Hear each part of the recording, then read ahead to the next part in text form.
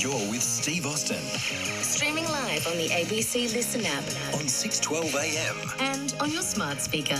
This is ABC Radio Brisbane. I'll look at a different area of education, the finances, in just a moment. But after hearing Dr. Paul Browning and sort of creative intelligence in schools and learning how that these school, when you go to school, unfortunately, it seems to crush creativity out of you. What Dr. Paul Browning from Vivid has told me. So Paul used to be the man at St Paul's Grammar at Bald Hills, award-winning teacher, got a doctorate in leadership and creativity, working with the Graduate School of Education in Melbourne on fostering this sort of creative intelligence in schools. Lee, what do you think about the whole idea of what happens to our creativity when we go through the schooling system? Good morning, Steve. Morning.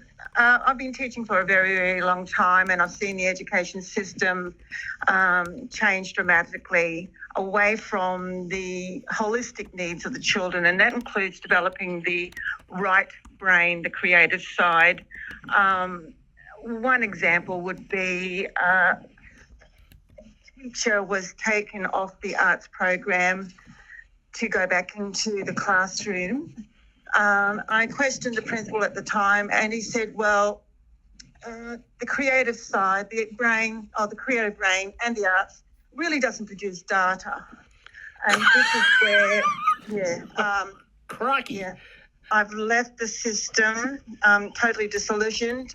Thank you so much for your call. I mean, that's what teachers have been reporting, isn't it? They feel like data entry operators rather than teachers. Sean from Griffin, I think you're on a similar theme. Sean, you work in schools teaching the arts, as in acting. Why is that important? Yeah, that's right, Steve. So we run the Australian Acting Academy. So we run before and after school programs and also sort of drama in schools. So we're there to support the drama and arts educators to make sure that there's time for practice in the classroom, because so much of what the ATAR requires in secondary school is about reaching an outcome, whereas, of course, the arts is so much about process and the idea of trial and error and innovation and creativity, everything that Dr. Browning was speaking about. Yes. So critical. Yeah. And imagination. In my mind, the arts or acting unlocks the imagination.